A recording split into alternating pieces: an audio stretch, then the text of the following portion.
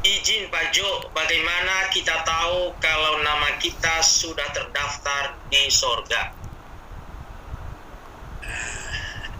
Ini dia ya, kita tidak bisa tahu melihat bukunya gitu ya. Jelas belum. Kalau sudah bisa melihat, kita sudah selesai di akhir zaman nanti. Tapi kita sudah bisa melihat tanda-tandanya. Sudah bisa melihat apakah saya termasuk orang yang dipanggil dipilih. Karena orang yang dipanggil dipilih ditentukan menjadi seperti Kristus, itu sudah tercatat di sana. Itu jaminannya begitu katanya kan. Kata firman Tuhan sudah kita bahas malam ini. Nah, apa ciri-cirinya? Nah, kan sudah dikatakan di minggu-minggu sebelumnya. Kalau saya hidup seperti Kristus hidup, yaitu apa? Saya hidupnya dipimpin oleh Roh. Saya hidupnya taat. Saya hidupnya penuh dengan kasih. Hidup saya berpadanan dengan panggilan saya. Yaitu apa panggilannya? Satu, saya yang sudah kita bahas antara lain berpadanan dengan panggilannya, memelihara kesatuan roh oleh ikatan kasih karunia. Saya selalu hidup di dalam lemah lembut, rendah hati, kesabaran, menunjukkan kasih dengan menolong saudara-saudara kita. Yang ketiga, saya mematikan keinginan-keinginan pencabulan dan sebagainya, membuang marah, geram dan sebagainya. Saya tidak berdusta mendustai saudara-saudara saya dan sebagainya. Yang ketiga, saya itu pergi menjadikan semua bangsa muridku, murid Yesus. Yang keempat, saya berbuah, pergi dan berbuah, buah roh. Yang kelima, saya pergi memberitakan Injil, dan seterusnya sudah kita bahas. Itu ciri-ciri itu ada dalam kita, ya sudah jelas kita termasuk di situ. Makanya tadi Rasul Paulus mengatakan pada Sunogokos itu, ini teman-teman saya yang menginjili ini loh, tolong dibantu mereka, karena nama mereka sudah ada di dalam kitab kehidupan. Jadi tanda-tanda, kenapa? Karena mereka mengabarkan Injil. Nah, salah satu kriteria yang sudah kita bahas, ciri-cirinya adalah apa tadi? Pergi menjadikan semua bangsa murid Yesus. Pergi memberitakan Injil. Nah, itu diulangi lagi oleh Rasul Paulus tadi kan dalam suratnya tadi kepada jemaat di Filipi. Dia katakan, ini teman-teman pelayananku ini yang menginjili ini, itu semua sudah tertulis dalam kitab kehidupan. Jadi kita mempunyai pengharapan dan keyakinan kalau kita memenuhi ciri-ciri tadi, itu artinya kita masuk. Dan ciri-ciri tadi kalau kita perhatikan baik-baik, kalau kita mengikuti dari awal sampai akhir ya, dari berminggu-minggu itu, kita akan lihat ternyata semua ciri-ciri itu yang melakukan dalam hidup saya bukan saya, tapi semua Tuhan yang bekerja, Allah yang bekerja melalui rohnya yang kudus yang bekerja dalam saya. Jadi kalau kita sudah mengalami itu semua karena pekerjaan Allah dalam hidup saya, maka saya makin hari makin yakin. Jadi kembali lagi yang pada Bapak penanya tadi, dari mana saya tahu? Dari kehidupan saya, bagaimana Allah bekerja dalam hidup saya tahu. Makanya Rasul Paulus mengatakan dalam Roma 8 ayat 28. Roma 8 ayat 28, saya coba bacakan ya Pak ya. Roma 8 28. Jadi dari mana saya tahu ya? Dari bagaimana Allah bekerja dalam hidup saya. Makanya Rasul Paulus juga menuliskan dalam Roma 8 ayat 28, dikatakan begini, kita tahu sekarang. Nah, jadi Bapak akan tahu nanti, entah kemarin sudah tahu atau hari ini atau besok saya nggak tahu, karena tiap orang itu berbeda-beda tahunya.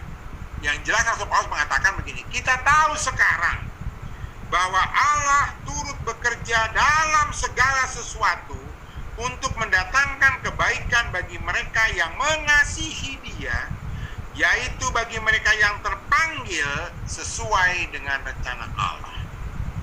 Dan rencana Allah bagi orang-orang yang terpanggil itu jelas, hidup kekal bersama Kristus. Artinya namanya ada tertulis di dalam kitab kehidupan. Jadi bergaulah terus dengan firman Allah, maka Bapak akan makin lama makin tahu.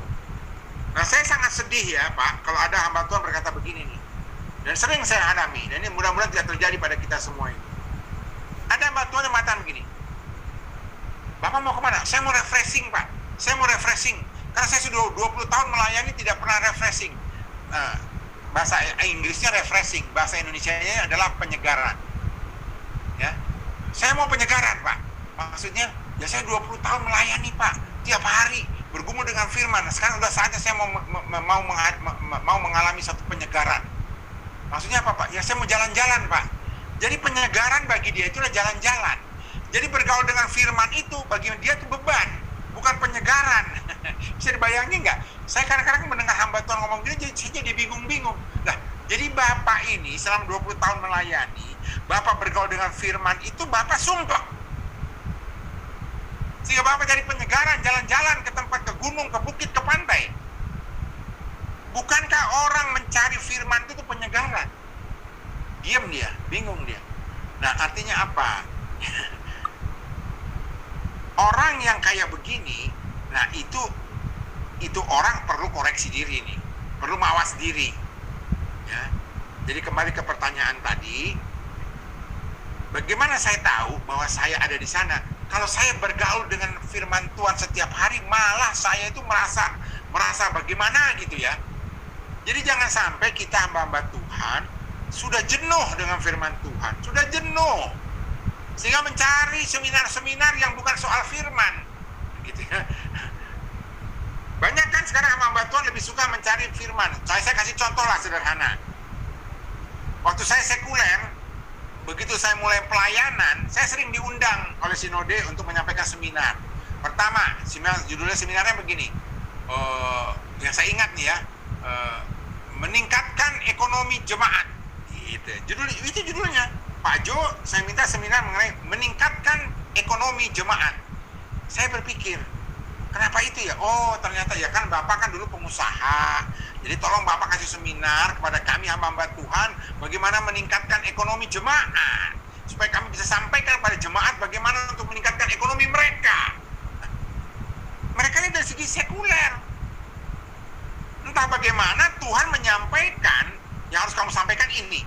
Jadi pada saat kami sampaikan di situ, yang kami sampaikan bukan kiat-kiat bagaimana meningkatkan ekonomi secara sekuler. Kami menyampaikan firman Tuhan mengenai memberi, mengenai menabur, begitu-begituan.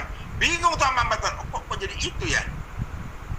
Seminar yang kedua dihadiri, nggak main-main loh, yang menghadiri narasumbernya 3 orang. Satu adalah ketua PGI loh. Satu lagi ketua PGLII. Saya masih ingat itu. Mungkin bapak-bapak yang ikut seminar itu tahu lah ya. Yang di Bali itu tahu kan?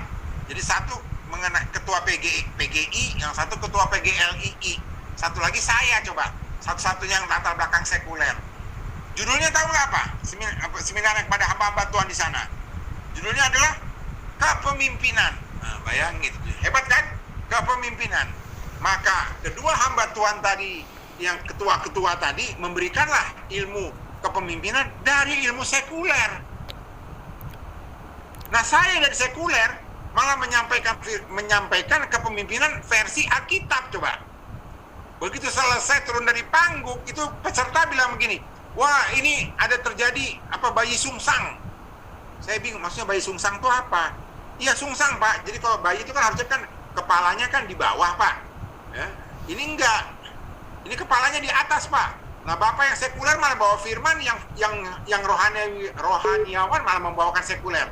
Saya nggak ngerti gitu-gituan lah. Jadi poinnya adalah begini, ya Pak ya. Sekali lagi, kalau kita bergaul dengan firman Tuhan itu merupakan pencerahan. Nah, kita sudah jelas lah ada di situ. Ada di mana? Ada di kitab sana. Di kitab kehidupan. Tapi kalau kita sumpek dengan firman Tuhan, malah ada yang katakan sakit hati, ada yang malah merasa ditegur, merasa ditampar, merasa dijewen. Saya ingat hari Rabu kemarin ya, ada bapak kami ikut doa sekota ya. Itu hamba Tuhannya ada di sini, hamba Tuhannya itu ya. Saya nggak sebut nama lah, tapi ada di sini, baju merah lah beliau itu ya.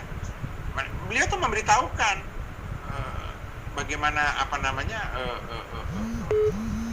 dalam khotbahnya kemarin itu memberitahukan bagaimana kita tuh harus berubah. Tapi berubah itu dengan apa? Ketaatan yang baik gitu loh. Kita sudah jadi manusia baru. Apa artinya manusia baru? Makin bergaul dengan Tuhan. Tapi kalau kita bergaul sama Tuhan, saya sudah sumpah gitu. Ya itu udah salah alamat kita gitu ya. Jadi kalau kita makin taat, nah itu sudah pasti tertulis itu di sana. Itu. Mudah-mudahan ini menjawab, Pak. Ya, puji Tuhan. Terima kasih atas pertanyaan Bapak Pendeta Bedauli Lauli Yaobu.